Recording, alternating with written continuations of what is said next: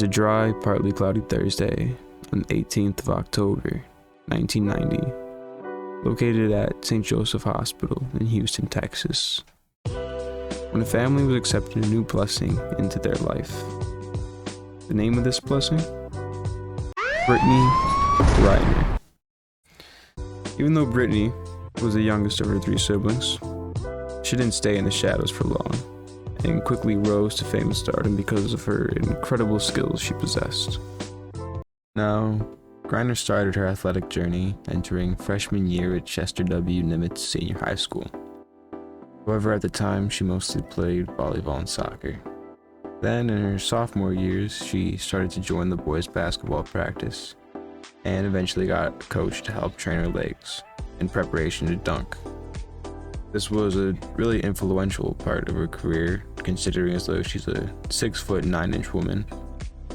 Continuously exploding in progress, a clip of Griner's blew up on YouTube with at the time 6.6 million views in her junior year of high school, which landed her a meeting with the big man himself.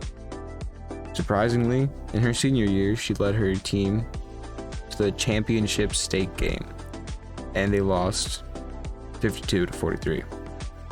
However, Griner dunked 52 times in 32 games, setting a single game record of 7 dunks against a Aldine high school. And by the end of their senior year, in the 2008-09 season, she recorded 318 blocks, the single season record. Brittney Griner was regarded as such a prodigy that Houston Mayor Bill White made May 7th, 2009 Brittney Griner Day. These were all in her high school days.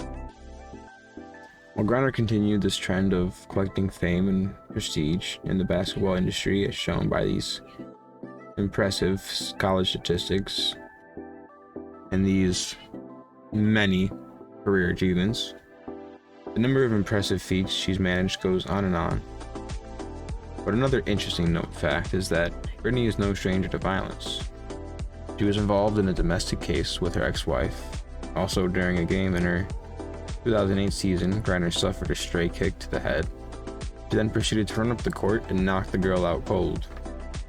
On another occasion, Griner and Texas Tech player Jordan Barncastle were battling for position. As a foul was being called on Barncastle, Griner took 2 steps forward and right-hand roundhouse punched her, and that actually broke the woman's nose. Overall, Brittney was dedicated to her sport and craft, but it might have been this same dedication and love that got herself in the situation she is in now. Griner was on her way to, forgive my pronunciation, Ekaterinburg in February when she was stopped at the Moscow airport and arrested on drug smuggling charges for less than a gram of THC oil. She was also prescribed this oil in Arizona, and she had no idea that it was illegal in Germany. This was going to be the biggest mistake of her life. The court settled on 9 years in the Gulag, and what makes this case even more ridiculous is that Brittney was being used as a political pawn for Russia. They originally wanted an international illegal arms dealer named Victor Bout, was served 10 out of 25 years in a federal U.S. prison for Brittney Griner.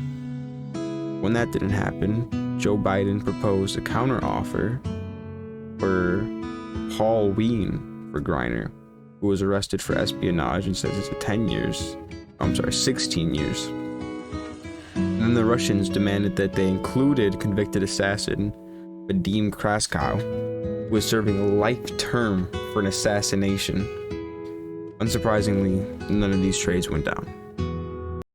So tell me, people, do you think this is a proper display of justice or a political scheme gone awry?